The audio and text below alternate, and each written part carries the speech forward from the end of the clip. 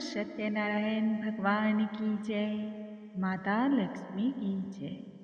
दोस्तों, आज की इस वीडियो में हम सुनेंगे स्वामी श्री सत्यनारायण भगवान की व्रत कथा, जो कि प्रत्येक पूर्णिमा पर अवश्य ही श्रवण करनी चाहिए। वैसे तो प्रतिदिन इसके श्रवण से दुखों का अंत होता है, परंतु पूर्णिमा पर इसका महत्व बहुत अधिक बढ़ जाता है।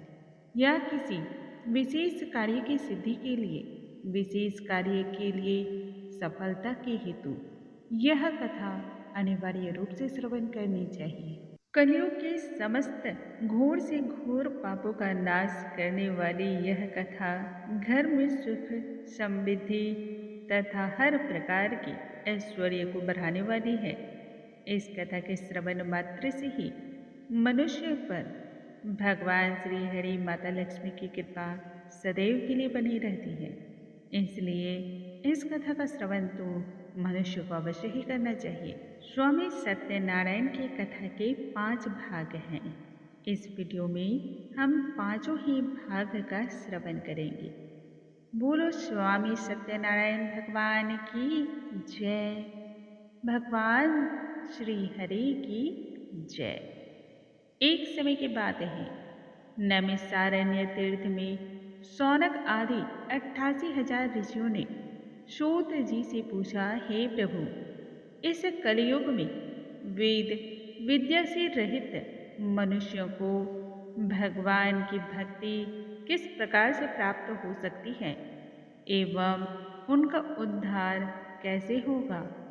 हे मुनि श्रेष्ठ, ऐसा कोई सरल जप तप बतलाइए जिसको थोड़े समय में ही करने से पुण्य की प्राप्ति हो जाए और मनोवांछित इच्छा भी प्राप्त हो जाए। इसी इच्छा के तहत हम सभी आपके पास उपस्थित हुए हैं। सर्व शास्त्रों के ज्ञाता तब सूत जी कहने लगे, हे वैष्णवों में पूज्य, आप सभी ने सर्व प्राणियों के कल्याण हेतु बड़े हित की बात पूछी है, इसलिए मैं आप सभी से एक ऐसे गुप्त और श्रेष्ठ व्रत को बतलाऊंगा जिसे नारद जी ने लक्ष्मी नारायण से पूछा था एवं उन्होंने नारद ऋषि से यह बतलाया था। आप सभी इसे एकाग्र मन होकर के श्रवण करें। एक समय की बात है, योगी राज नारद मुनि दूसरों के हित की इच्छा रखते हुए अनेक लोकों में भ्रमण करते हुए मृत्यु लोक में जा पहुंचे, जहां उन्होंने अनेक योनियों में जन्मे प्रायः सभी मनुष्यों को अपने अपने कर्मों के द्वारा अनेक प्रकार के दुख और पीड़ा से ग्रसित देखा। उन सभी के दुख और पीड़ाओं को देखकर नारद मुनि तब सोचने लगे, ऐसा कौन सा यत्न किया जाए जिसके करने से निश्चित रूप से मानव के सभी दुखों का अंत हो जाए। इसी बात पर विचार करते हुए वह भगवान विष्णु के लोक में जा पहुंचे। वहां उन्होंने जगत के पालनहार भगवान श्री नारायण की स्तुति की तथा कहने लगे, जिन प्रभु के हाथों में शंख, चक्र, गदा और पद्म है, गले में वरमाला धारण किए हुए हैं, उन्हें कोटि कोटि नमस्कार है। तत्पश्चात नारद ऋषि फिर कहने लगे, हे भगवान, आप अत्यंत ही शक्ति से संपन्न हैं। मन और वाणी भी आपको नहीं प्राप्त कर सकती। आपका ना तो आदि है, ना ही मध्य और ना ही अंत ही है। निर्गुण स्वरूप सृष्टि के कारण भक्तों के दुख को दूर करने वाले आप जगत के पालनहार, आपको मेरा नमस्कार है। नारद मुनि की स्तुति से भगवान श्री हरि प्रसन्न हो गए और कहने लगे, हे मुनि श्रेष्ठ, यदि आपके मन में कोई अन्य बात है या फिर किसी कार्य हेतु आप यहाँ पधारे हैं तो उसे निसंकोच कहिए। तब नारद श्रेष्ठ कहने लगे, मृत्यु लोक में अनेक योनियों में जन्मे मनुष्य अपने अपने कर्मों के द्वारा अनेक प्रकार के दुख और पीड़ाओं से ग्रसित हो रहे हैं। हे नाथ, यदि आप मुझ पर तथा भक्तों पर दया रखते हैं तो वह उत्तम विधि बतलाइए जिसे मनुष्य थोड़े से प्रयास से ही प्राप्त कर सकता है और अपने दुखों से मुक्त हो सकता है। भगवान श्री हरि तब नारद ऋषि से कहने लगे, हे नारद, मनुष्यों के भलाई के हित के लिए तुमने आज बड़ी ही उत्तम बात पूछी है, जिसको करने से मनुष्य मोह माया से मुक्त हो जाता है, वह मैं तुमसे बतलाता हूँ। स्वर्ग लोक एवं मृत्यु लोक दोनों में एक दुर्लभ उत्तम व्रत है, जो कि हर प्रकार के पुण्य को प्रदान करने वाला है और समस्त दुखों का अंत करने वाला है। आज तुम्हारे प्रेम के वशीभूत होकर के मैं उस उत्तम व्रत के बारे में तुम्हें बतलाता हूँ। श्री सत्यनारायण भगवान का यह व्रत अच्छी तरह एक निष्ठ होकर के विधि विधान के अनुसार करने से मनुष्य तुरंत ही यहाँ सभी सुखों का भोग करता है एवं मृत्यु के उपरांत मोक्ष की प्राप्ति होती है। भगवान श्री हरि के वचन सुनकर तब नारद ऋषि कहने लगे, हे प्रभु, उस व्रत का क्या फल है एवं उसका विधान क्या है? यह व्रत सबसे पहले किसने किया था एवं इस व्रत को किस दिन करना चाहिए, वह सभी कुछ कृपया कर विस्तार से बतलाएं। नारद श्रेष्ठ की बात सुनकर तब श्री हरि कहने लगे, हे नारद, दुख एवं शोक को दूर करने वाला यह व्रत सभी स्थानों पर सफलता और विजय को दिलाने वाला है। मानव को भक्ति पूर्वक एवं श्रद्धा एक निष्ठ होकर के संध्या काल को भगवान श्री सत्यनारायण की पूजा धर्म परायण होकर के ब्राह्मणों एवं अपने बंधु बांधवों के साथ करना चाहिए। भक्ति भाव से ही नैवेद्य केले का फल, घी, दूध और गेहूं के आटे का सवैया लें। गेहूं के स्थान पर साठी का आटा, शक्कर तथा गुड़ लेकर एवं सभी भक्त से योग्य पदार्थों को इसमें मिला करके भगवान श्री सत्यनारायण को भोग लगावें। ब्राह्मणों सहित बंधु बांधवों को भी फिर भोजन करावे और तब स्वयं भोजन ग्रहण करें। भजन कीर्तन के साथ ही भगवान की भक्ति में ऐसे लीन हो जावे कि भक्त और भगवान के बीच कोई अंतर ही ना दिखलाई दे। इस तरह से सत्यनारायण भगवान का व्रत करने पर मनुष्य की समस्त इच्छाएं निश्चित रूप से पूर्ण होती हैं। इस कली काल में मृत्यु लोक में मोक्ष का सबसे सरल और आसान यही उपाय बतलाया गया है। श्री सत्यनारायण व्रत कथा का पहला अध्याय संपूर्ण। बोलो भगवान श्री सत्यनारायण की जय। सूत जी आगे कहते हैं, हे ऋषियों, जिसने पूर्व काल में इस व्रत को किया था उसका इतिहास मैं सुनाता हूँ, ध्यान पूर्वक श्रवण करो। सुंदर काशीपुरी नगरी में एक अत्यंत ही दीनहीन निर्धन ब्राह्मण रहा करता था। भूख प्यास से व्याकुल होकर के भूलोक पर यहाँ वहाँ घूमता रहता था। ब्राह्मणों से प्रेम करने वाले भगवान ने एक दिन ब्राह्मण का वेश धारण किया एवं उसके पास जाकर के पूछा, हे विप्रवर, नित्य दुखी होकर के तुम पृथ्वी पर इधर उधर क्यों घूमते हो? तब वह दीन ब्राह्मण कहने लगा, मैं निर्धन ब्राह्मण हूँ, भिक्षा के लिए धरती पर इधर उधर घूमता रहता हूँ। हे भगवान, यदि आप कोई इसका उपाय जानते हैं तो वह उपाय बतलाएं। वृद्ध ब्राह्मण रूपी भगवान श्री विष्णु कहने लगे तब कि सत्यनारायण भगवान मनोवांछित इच्छा को पूर्ण करने वाले हैं। यदि तुम उनका व्रत पूजन करो तब सभी दुखों से मुक्ति मिल जाएगी। वृद्ध ब्राह्मण बनकर आए स्वामी सत्यनारायण भगवान उस निर्धन ब्राह्मण को व्रत की संपूर्ण विधि और विधान बतला करके वहां से अंतर ध्यान हो गए। ब्राह्मण मन ही मन सोचने लगा, जिस व्रत को करने के बाद यह वृद्ध ब्राह्मण कह के गया है, मैं उस व्रत का अनुष्ठान अवश्य ही करूंगा। उस रात निश्चय करने के बाद उस वृद्ध ब्राह्मण को निद्रा नहीं आई। सुबह सवेरे उठ करके स्वामी सत्यनारायण भगवान के व्रत का निश्चय करने हेतु वह भिक्षाटन के लिए चल पड़ा। उस दिन निर्धन ब्राह्मण को भिक्षाटन में अन्य दिनों से अधिक धन की प्राप्ति हुई, जिससे उसने अपने बंधु बांधवों के साथ मिलकर श्री सत्यनारायण भगवान का व्रत संपूर्ण किया।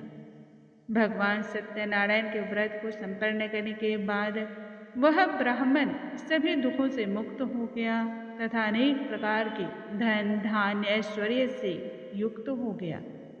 उसी समय से यह ब्राह्मण प्रत्येक माह इस व्रत को करने लगा।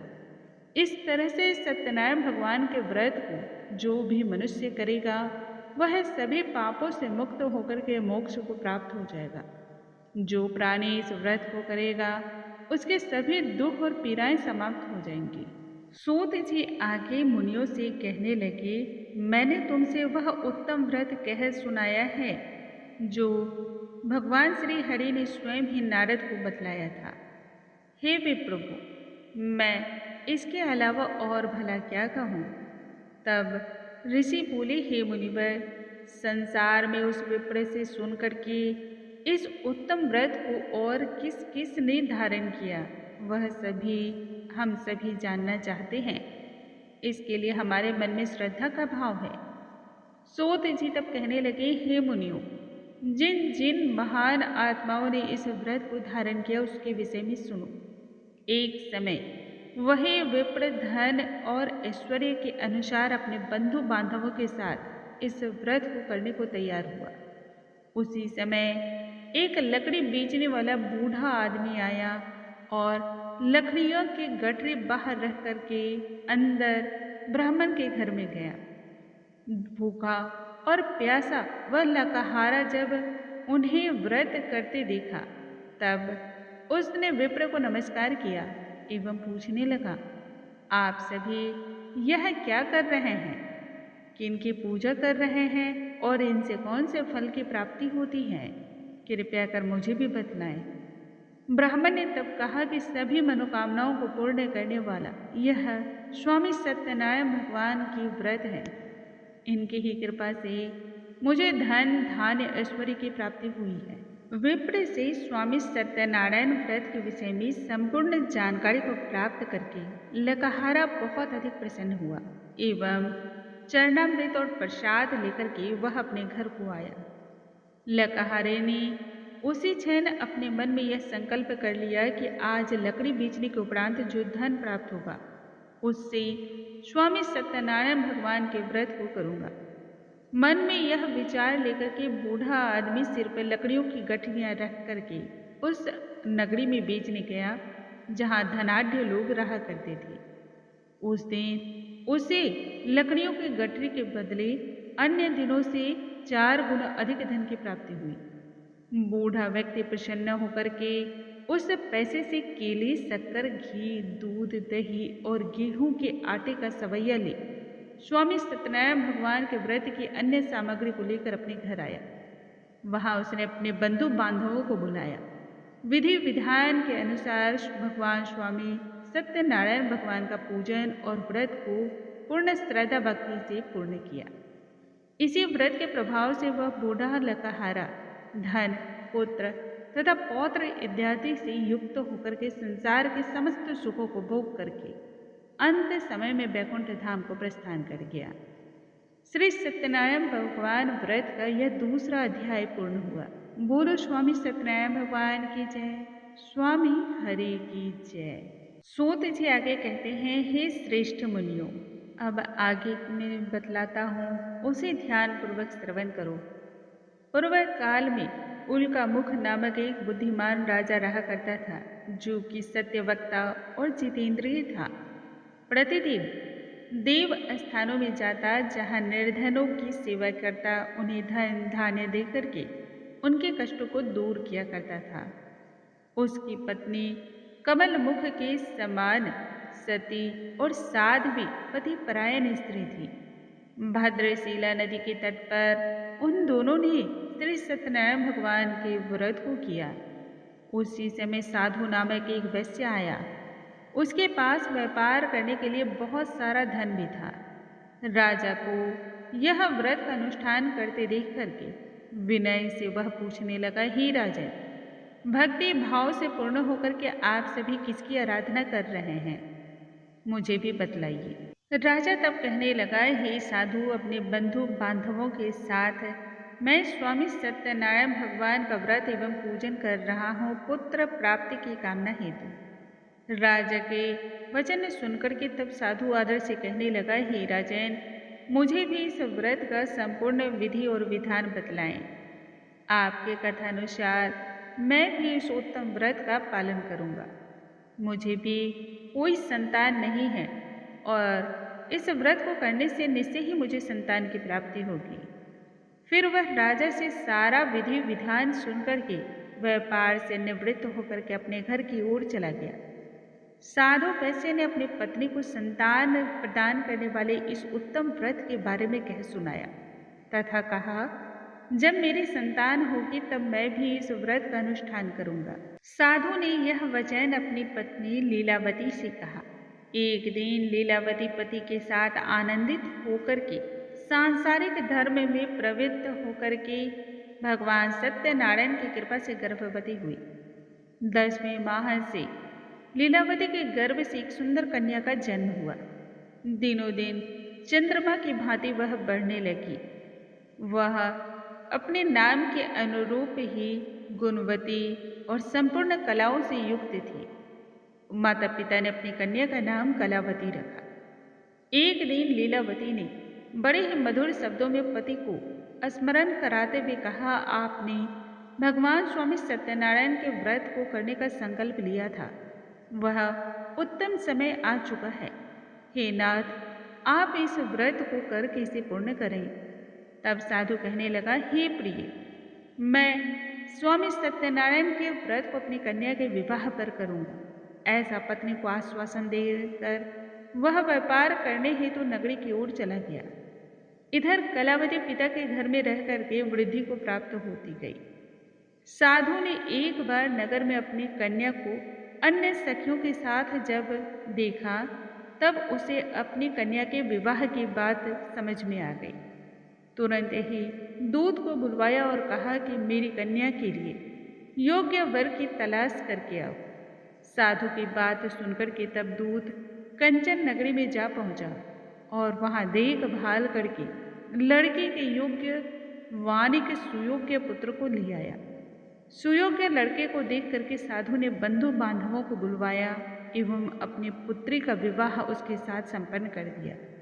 दुर्भाग्य की बात तो यह थी कि साधु ने अभी भी श्री स्वामी सत्यनारायण भगवान के उस व्रत को पूर्ण नहीं किया, जिससे स्वामी सत्यनारायण भगवान क्रोधित हो गए और श्राप दिया कि साधु को अत्यधिक दुख प्राप्त हो। अपने कार्य में कुशल साधु बनिया जमाई को साथ लेकर समुद्र के पास ही स्थित होकर के रत्नसारपुर नगरी में व्यापार करने हेतु गया। वहां जाकर दामाद और ससुर दोनों ने मिलकर के राजा चंद्रकेतु के ही नगर में व्यापार करना आरंभ किया। एक दिन स्वामी सत्यनारायण भगवान के माया से एक चोर राजा का धन चुराकर भाग रहा था। उसने जब राजा के सिपाहियों को अपने पीछे आते हुए देखा तब सारा चुराया हुआ धन वहां रख दिया जहां साधु अपने जमाई के साथ ठहरा हुआ था। राजा के सिपाहियों ने साधु वैश्य के पास जब राजा का धन देखा तब वह ससुर और जमाई दोनों को बंधक बना करके प्रसन्नता के साथ राजा के पास ले गए और कहा, हमने उन दोनों चोरों को पकड़ लिया है, अब आप आगे की कार्यवाही की आज्ञा दें। राजा की आज्ञा पर उन दोनों ससुर और जमाई को कारावास में डाल दिया गया एवं उसका सारा धन भी जब्त कर लिया गया। स्वामी श्री सत्यनारायण भगवान के श्राप की वजह से साधु की पत्नी को भी दुख प्राप्त हुआ। घर में जो भी धन रखा था उसे चोर चुरा कर ले गए। शारीरिक तथा मानसिक पीड़ा, भूख प्यास से अति ही दीन दुखी हो करके अन्य की चिंता में कलावती एक दिन एक ब्राह्मण के घर गई। वहां उसने देखा कि उनके यहाँ स्वामी सत्यनारायण भगवान का व्रत हो रहा है। तब कलावती ने स्वामी सत्यनारायण भगवान की व्रत कथा को सुना एवं प्रसाद ग्रहण करके रात्रि को घर वापस आई। तब माता कलावती पूछने लगी कि हे पुत्री, अब तक तुम कहाँ थी तथा तुम्हारे मन में क्या है? कलावती ने तब अपनी माता से कहा, हे माता, मैंने एक ब्राह्मण के घर में स्वामी सत्यनारायण भगवान का व्रत होते हुए देखा है। कन्या के वचन को सुनकर लीलावती भगवान सत्यनारायण के पूजन की तैयारी में जुट गई। लीलावती ने तब अपने परिवार तथा बंधु बांधवों के सहित स्वामी सत्यनारायण भगवान का पूजन संपन्न किया एवं उनसे आशीर्वाद मांगा कि मेरे पति एवं जमाई शीघ्र ही घर लौट आए। साथ ही यह भी प्रार्थना की कि प्रभु हमसे जो भी गलती हुई है उस अपराध को क्षमा कर देना। इस व्रत के प्रभाव से स्वामी सत्यनारायण भगवान संतुष्ट हो गए एवं राजा चंद्रकेतु को सपने में दर्शन दिया। कहा, हे राजन, तुम उन दोनों वैश्यों को छोड़ देना एवं तुमने जो उनका धन लिया है उसे भी वापस कर देना। यदि ऐसा नहीं किया तो मैं तुम्हारे संपूर्ण राज्य, धन एवं संतान को नष्ट कर दूंगा। ऐसा सपना देकर के वह अंतर्ध्यान हो गए। प्रातः काल जब राजा ने यह सपना अपनी सभा में सुनाया तब वणिक पुत्रों को कैद से मुक्त करके सभा में लाने का आदेश दिया। दोनों ने आते ही राजा को प्रणाम किया। तब राजा मीठी वाणी में कहने लगा, हे महानुभाव, भाग्यवश ऐसा कठिन दुख तुम्हें प्राप्त हुआ, लेकिन अब तुम्हें किसी भी बात की कोई भय या चिंता करने की आवश्यकता नहीं है। ऐसा कह करके राजा ने ससुर और जमाई दोनों को नए वस्त्र आभूषण दिए एवं जितना धन उससे लिया था उसका दुगुना धन दे करके उन्हें विदा कर दिया। दोनों ही वैसे अपने घर की ओर तब चल पड़े। श्री सत्यनारायण भगवान व्रत कथा का 3रा अध्याय संपूर्ण। बोलो भगवान श्री सत्यनारायण स्वामी की जय, श्री हरि की जय। सूत जी आगे कहने लगे, वैश्य ने मंगलोच्चार करके अपनी यात्रा को आरंभ की और नगरी की ओर चल पड़े। अभी वह थोड़ी ही दूर गए थे कि एक दंडी वेशधारी श्री स्वामी सत्यनारायण भगवान उनसे पूछने लगे, हे साधु, तेरी नाव में क्या है? अभी वाणी हंसता हुआ तब कहने लगा, हे दंडी, आप यह क्यों पूछते हो? क्या आपके मन में धन लेने का इच्छा है? मेरी नाव में तो सिर्फ बेल और पत्ते ही भरे हैं।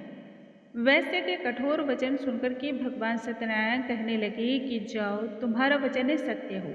दंडी के जाने के बाद साधु वैश्य ने नित्य क्रिया से निवृत्त होने के पश्चात जब नाव को ऊंची लहरों में उठते देखा तब अचंभित हो गए और नाव में जब झांक कर देखा तो पूरी नाव में बेल और पत्ते ही भरे देख करके दोनों मूर्छा खाकर वहीं जमीन पर गिर पड़े।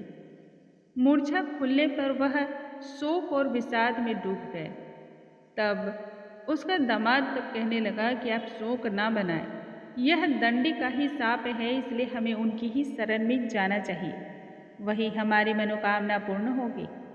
दामाद की बात को सुनकर के वह दंडी के पास पहुँचे एवं उन्हें भक्तिपूर्वक नमस्कार करके कहने लगे, हमने आपसे जो असत्य वचन कहे थे उसके लिए क्षमा प्रार्थी हूँ, कृपया कर हमें क्षमा कर दें। ऐसा कह करके वह शोकातुर होकर के रोने लगे। तब दंडी भगवान कहने लगे, हे वणिक पुत्र, मेरी आज्ञा से बार बार तुम्हें दुख की प्राप्ति हुई है, तू मेरी पूजा से विमुख हुआ है।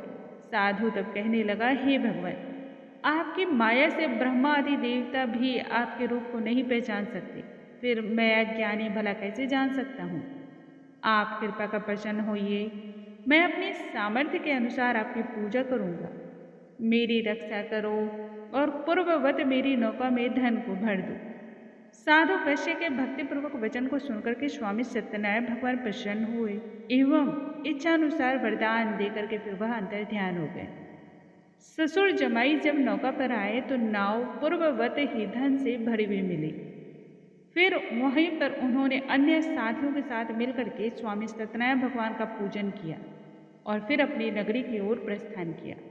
जब नगर के निकट पहुंचे तो दूत को घर पर खबर करने के लिए भेज दिया। दूत साधु की पत्नी को प्रणाम करके कहने लगा कि मालिक ने खबर भिजवाई है, वह अपने दामाद सहित नगरी के निकट आ पहुंचे हैं। दूत की बात सुनकर साधु की पत्नी लीलावती ने बड़े हर्ष के साथ स्वामी सत्यनारायण भगवान का पूजन कर अपनी पुत्री कलावती से कहा कि मैं अपने पति के दर्शन हेतु जा रही हूँ, तू भी अपने कार्य को पूर्ण करके शीघ्रता से आओ। माता के ऐसे वचन सुनकर के कलावती जल्दबाजी में स्वामी सत्यनारायण भगवान के प्रसाद को वहीं छोड़ अपने पति के दर्शन हेतु चल पड़ी। प्रसाद की अवज्ञा होने के कारण भगवान श्री स्वामी सत्यनारायण रुष्ट हो गए एवं नौका सहित ही उसके पति को पानी में डुबो दिया। कलावती अपने पति को वहां ना पाकर के रोती हुई बिलखती हुई जमीन पर गिर पड़ी। नौका को डूबा हुआ देख एवं कन्या को रोता देख करके साधु दुखी होकर कहने लगा, हे प्रभु, मुझसे तथा मेरे परिवार से जो भी भूल चूक हुई है उसे क्षमा कर दें। साधु के दीनहीन वचन को सुनकर के स्वामी सत्यनारायण भगवान प्रसन्न हुए एवं आकाशवाणी तब हुई, हे साधु, तेरी कन्या मेरे प्रसाद को छोड़कर आई है। प्रसाद की अवज्ञा होने के कारण ही उसका पति अदृश्य हो गया है, इसलिए घर जाकर वह प्रसाद पाकर यदि लौटती है तो उसे पति अवश्य ही मिलेगा। आकाशवाणी सुनकर के झटपट कलावती घर पहुंचती है और वहां प्रसाद को खाती है। फिर आकर अपने पति के दर्शन करती है। सर्व ओर कुशल मंगल होने पर साधु ने अपने बंधु बांधवों को फिर से इकट्ठा किया और स्वामी सत्यनारायण भगवान का व्रत पूजन पूर्ण विधि विधान के अनुसार किया। इस लोक के समस्त सुखों को भोगकर अंत में वह स्वर्ग लोक को प्रस्थान कर जाते हैं। श्री स्वामी सत्यनारायण भगवान व्रत का चौथा अध्याय संपूर्ण। बोलो स्वामी सत्यनारायण भगवान की जय। भगवान श्री हरि की जय। सूत जी आगे ऋषियों से कहते हैं, इस संदर्भ में मैं एक और कथा सुनाता हूँ, उसे ध्यानपूर्वक श्रवण करो। प्रजा के पालन में लीन तुंगध्वज नामक एक राजा था। उसने भी स्वामी सत्यनारायण भगवान के प्रसाद को त्याग किया। तब उसे अत्यधिक दुख की प्राप्ति हुई। एक बार वन में जाकर के वन्य पशुओं को मारकर वह बेर के पेड़ के नीचे आया। वहां उसने ग्वालपालों को भक्ति भाव से बंधु बांधवों के सहित स्वामी सत्यनारायण भगवान का पूजन करते हुए देखा, परंतु अभिमानवश राजा ने उन्हें पूजन करते हुए देखकर भी ना तो स्वामी सत्यनारायण भगवान को नमस्कार ही किया, ना ही पूजा स्थल के नजदीक गया। ग्वालों ने जब राजा को प्रसाद दिया तब उसने प्रसाद का भी सेवन नहीं किया और प्रसाद छोड़ करके नगरी की ओर लौट आया। जब वह नगर में पहुंचा तो वह नगर में चारों ही ओर तहस नहस हुआ पाया। शीघ्र ही वह समझ गया कि यह सब स्वामी सत्यनारायण भगवान के द्वारा ही किया गया है। तुरंत ही वह ग्वालों के पास पहुंचे एवं विधिपूर्वक पूजा की, आराधना किया और फिर प्रसाद को ग्रहण किया। श्री सत्यनारायण भगवान की कृपा से फिर से सब कुछ पूर्ववत ही हो गया। दीर्घकाल तक संपूर्ण सुखों को भोगने के पश्चात अंत समय में उसे स्वर्गलोक की प्राप्ति हुई। जो भी मनुष्य इस परम दुर्लभ व्रत को करेगा एवं स्वामी सत्यनारायण भगवान का जागरण कीर्तन भक्ति भाव से करेगा, उसे अनंत सुख की प्राप्ति होती है। संतानहीन मनुष्य को संतान का सुख प्राप्त होता है और संपूर्ण मनोरथ पूर्ण होते हैं। अंत समय में वैकुंठ धाम की प्राप्ति होती है। सूत जी इसी संदर्भ में कहते हैं, इस व्रत को जिसने अन्य भी किया है उसके समय की भी बात बतलाता हूँ। वृद्ध सतानंद ब्राह्मण ने सुदामा का जन्म लेकर के जहाँ मोक्ष की प्राप्ति की, वहीं लकाहारे ने अगले जन्म में निषाद बनकर मोक्ष को पाया।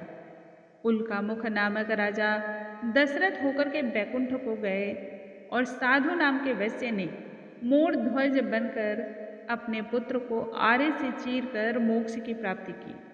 महाराज तुंगध्वज ने स्वयं भू होकर के भगवान में भक्ति युक्त होकर के कर्म कर मोक्ष को पाया। श्री स्वामी सत्यनारायण भगवान व्रत कथा का 5वां अध्याय संपूर्ण। बोलो स्वामी सत्यनारायण भगवान की जय। भगवान श्री हरि की जय। दोस्तों, आज के इस वीडियो में हमने सुना स्वामी सत्यनारायण भगवान की व्रत कथा। यदि आज का वीडियो आपको पसंद आया हो तो लाइक करना बिल्कुल ना भूलें और यदि कोई सुझाव देना चाहते हो तो कमेंट के माध्यम से सुझाव अवश्य ही दें। हम आपके सुझाव पर अमल करने की पूरी कोशिश करेंगे। कल के वीडियो में नई जानकारी के साथ हम फिर से मिलेंगे। तब तक के लिए नमस्कार दोस्तों।